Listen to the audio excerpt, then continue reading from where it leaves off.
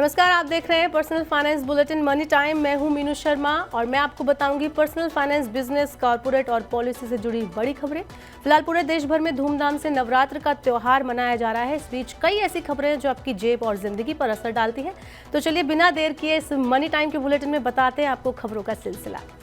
अगर आप ब्याज दर घटने का इंतजार कर रहे हैं तो आपके लिए हमारी आज की पहली खबर। आरबीआई गवर्नर शक्तिकांत दास का कहना है कि ब्याज दर फिलहाल ऊंची बनी रहेंगी और केवल समय ही बताएगा कि ये कितने समय तक ऊंचे स्तर पर रहेंगी।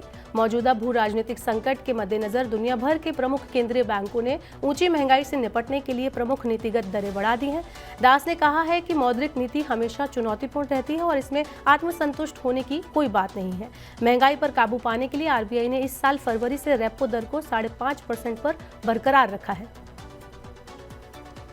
दिवाली शॉपिंग पर अगर आपको फ्री गोल्ड कॉइन, कोई इलेक्ट्रिक प्रोडक्ट या डिस्काउंट कूपन मिलते हैं तो अब आपको इसके लिए जीएसटी चुकाना होगा। तेलंगाना एएआर ने बिक्री बढ़ाने के लिए बांटे जाने वाले गोल्ड कॉइन, व्हाइट गुड्स और डिस्काउंट कूपन को सप्लाई ऑफ गुड्स माना है, इसलिए इन पर जीएसटी लगेगा। हालांकि इस चुकाए गए टैक्स पर इनपुट टैक्स क्रेडिट का दावा किया जा सकता है। ये फैसला इसलिए भी महत्वपूर्ण है क्योंकि सेंट्रल जीएसटी कानून की धारा 17(5) और एज गिफ्ट या फ्री सैंपल पर आईटीसी क्लैब को प्रतिबंधित करता है।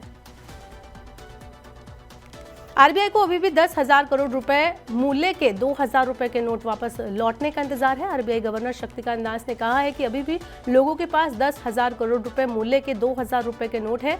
हालांकि गवर्नर ने भरोसा जताया है कि ये नोट भी वापस आ जाएंगे। 7 अक्टूबर के बाद बैंक शाखाओं में नोट जमा करने और बदलने की सुविधा बंद कर दी गई है। 8 अक्टूबर से लोगों को रिजर्व बैंक के 19 कार्यालयों में नोट को बदलने की सुविधा दी गई है। इजराइल हमास के बीच चल रहे युद्ध की आंच भारत को भी प्रभावित कर रही है। मिडिल ईस्ट में बढ़ते तनाव की वजह से सोने चांदी की कीमतों में लगातार तेजी आ रही है। पिछले 3 दिनों में सोना 1,500 रुपए प्रति 10 ग्राम महंगा हो चुका है। बुधवार को सोने में 500 रुपए, गुरुवार को 250 रुपए और शुक्रवार को 750 रुपए की तेजी आई है। वहीं चांदी की कीमत भी शुक्रवार को 500 रुपए की तेजी के साथ 74,700 रुपए प्रति किलोग्राम हो गई। अंतर्राष्ट्रीय बाजार में भी सोना $1,980 प्रति औंस और चांदी $23.20 प्रति औंस पर कारोबार कर रही है। क्रूड ऑयल की कीमतों में हालिया तेजी और अमेरिका में बॉन्ड यील्ड 17 साल की नई ऊंचाई पर पहुंचने से भारत के सामने नई चुनौती खड़ी हो गई है। आरबीआई गवर्नर शक्तिकांत दास ने कहा है कि वैश्विक अर्थव्यवस्था इस समय कई चुनौतियों का सामना कर रही है। अमेरिका में बॉन्ड यील्ड 4.96% दर्ज की गई, जो 2006 के बाद सबसे ऊंचा स्तर है। अमेरिका में बॉन्ड यील्ड में हुई बढ़ोतरी से वहां कर्ज और महंगा होने की आशंका बढ़ गई है। आरबीआई गवर्नर ने क्रूड ऑयल में तेजी, बॉन्ड यील्ड में उछाल और डॉलर में मजबूती को भारतीय अर्थव्यवस्था के लिए बड़ी चुनौती बताया है। चिंताजनक खबरों के बाद अब आपको बताते हैं एक अच्छी खबर। 13 अक्टूबर को खत्म हुए सप्ताह के दौरान देश का विदेशी मुद्रा भंडार 1.5 अरब डॉलर बढ़कर 585 अरब डॉलर हो गया है। इससे पहले लगातार इसमें गिरावट आ रही थी। अक्टूबर 2021 में विदेशी मुद्रा भंडार 645 अरब डॉलर के रिकॉर्ड स्तर पर है। इस दौरान भारत का गोल्ड रिजर्व भी 1.26 अरब डॉलर बढ़कर 43.57 अरब डॉलर हो गया है। विदेशी मुद्रा भंडार बढ़ने से देश की आयात क्षमता मजबूत होती है। देश की प्रमुख ब्रॉडकास्टिंग कंपनियों ने TRAI यानी ट्राई से टीवी चैनल की कीमत को नियंत्रण मुक्त करने की मांग की है। Indian Broadcasting and Digital Foundation ने price cap, ceiling, discount cap और बुके बनाने पर लगी सीमा को हटाने की वकालत की है।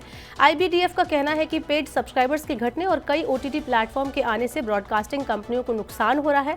TRAI ने अगर ब्रॉडकास्टर की मांग मान ली तो देश में जल्द DTH का खर्च बढ़ जाएगा। वंदे भारत ट्रेन की वजह से कई मार्गों पर हवाई किराए में कमी आई है। चेन्नई बेंगलुरु, मुंबई पुणे, तिरुवनंतपुरम, कासारगोड, जामनगर अहमदाबाद और दिल्ली जयपुर मार्गों पर हवाई किराए में 20 से 30% की कमी आई है, क्योंकि लोग अब वंदे भारत ट्रेन से यात्रा करना ज्यादा पसंद कर रहे हैं। वंदे भारत में यात्रा करने वाले कुल यात्रियों में से 56% युवा हैं। प्रधानमंत्री नरेंद्र मोदी ने शुक्रवार को कहा है कि अगले 10 सालों में रेलवे की सूरत पूरी तरह से बदल दी जाएगी।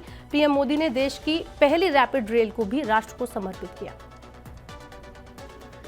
आने वाला है ईवी, डाटा और एआई का वक्त। ऐसे में इन क्षेत्रों में लाखों नए रोजगार भी पैदा होंगे। विशेषज्ञों का मानना है कि इन्हीं क्षेत्रों में अधिकतम सैलरी हाइक भी होगी। ईवी सेक्टर में कर्मचारियों की मांग बढ़ने की उम्मीद है। लिंक्डइन की ग्लोबल ग्रीन स्किल्स रिपोर्ट के मुताबिक भारत में ऑटोमोटिव उद्योग के श्रमिकों की संख्या में पिछले 5 सालों में 40% की वृद्धि देखी गई है, जो अमेरिका, मैक्सिको, कनाडा और कई यूरोपीय देशों से ज्यादा है। इंडस्ट्री से जुड़े जानकार अलग अलग स्तरों पर ईवी क्षेत्र में रोजगार के काफी अच्छे अवसर देख रहे हैं।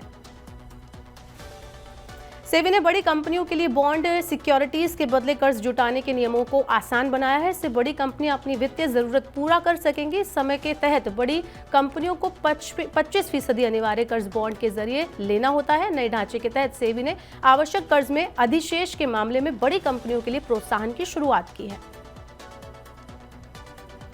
कर्मचारी भविष्य निधि संगठन यानी ईपीएफओ ने अगस्त महीने में शुद्ध रूप से करीब 17 लाख सदस्य जोड़े हैं। इस महीने के दौरान 3210 कंपनियों ने अपना पहला ईसीआर जमा करा और कर्मचारियों को ईपीएफओ की सामाजिक सुरक्षा योजना के दायरे में लाया है। ईपीएफओ में शामिल होने वाले 18 से 25 साल की आयु वर्ग के युवाओं की हिस्सेदारी 58% है। आपको बता दें कि ये पता चला है कि पहली बार नौकरी पाने वाले ज्यादातर युवा बड़ी संख्या में संगठित क्षेत्र में शामिल हो रहे हैं। तो ये थी मनी टाइम में आज की बड़ी खबरें। वक्त हो गया आपसे विदा लेने का। अब आपसे होगी सोमवार को मुलाकात। पर्सनल फाइनेंस से जुड़ी खबरों को पढ़ने, सुनने और उनसे जुड़े खास कार्यक्रमों को देखने के लिए मनी 9 के सुपर ऐप को जरूर डाउनलोड कर लें। साथ ही आज का हमारा मनी टाइम आपको कैसा लगा, हमें नीचे कमेंट बॉक्स में अपनी राय जरूर दें। बने रहिए मनी 9 के साथ। नमस्कार, शुभ रात्रि।